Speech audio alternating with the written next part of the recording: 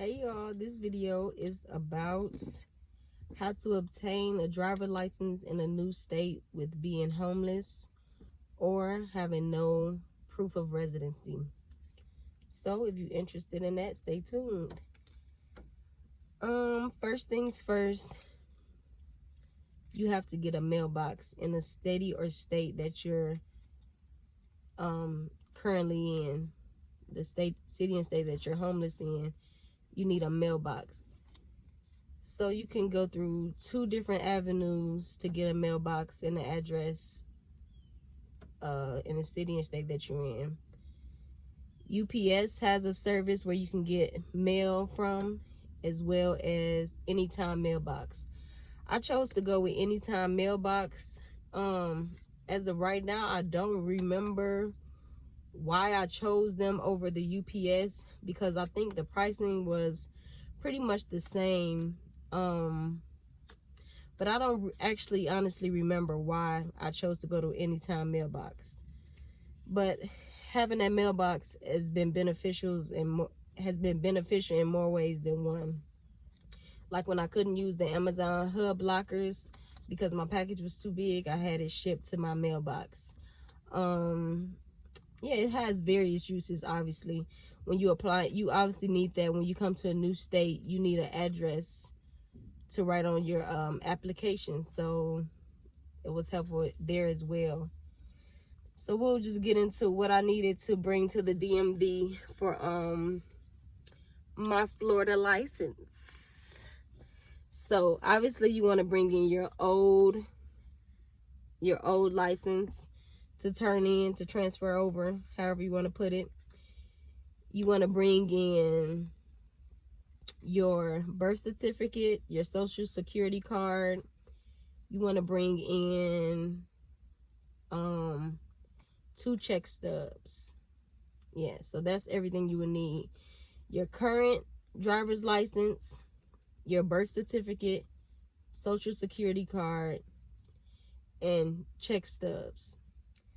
So I believe that those documents is pretty standard. I believe that you need the check stubs to prove that you are a resident of the city that you're in the state that you're in. Because nobody asked me at the DMV asked me if this was a mailbox or not. They just put it on my license, but I also did have the check stubs with me. And I just kind of gave them all, because I looked online and they said that I would need like a lease agreement or something to prove that I was a resident. But something just told me to go up there and just see for myself. So I did, and that's all I needed. And for the car registration, it's pretty similar too. I can make another video about that, about what was needed for that. But yeah, it didn't take much really. All you need is a mailbox and those few documents and your old ID card, and have it transferred over.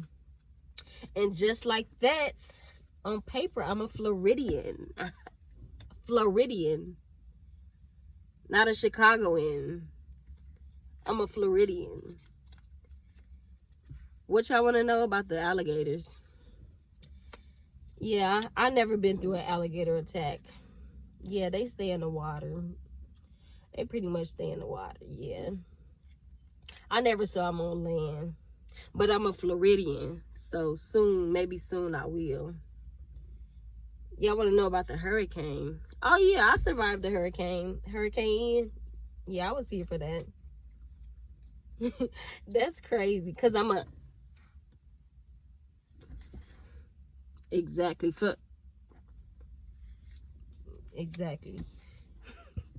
I'm extra. But I was happy because, like I said, I looked online and they said I would need all these extensive documents that I didn't have, lease agreements and this and that. And I was like, how am I going to get this? And how I'm going to get my plates transferred over in time, you know? But God worked it out. So yeah, that's all I needed. It was very quick. I think since COVID, most cities and states made you start making appointments prior to coming to the DMV.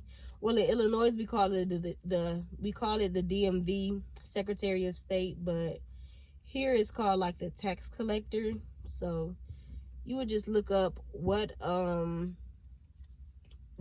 department they use for your city or state that you in, or what service they use for your city that issues licensing. I'm like tongue tying all over my words, and I don't edit videos, so y'all just gonna get the real and uncut. But yeah, just look up who does the issuing of the licensing in your city and state. So I looked up tax collector and made the appointment. I was literally in and out all of 20 minutes. It wasn't long at all.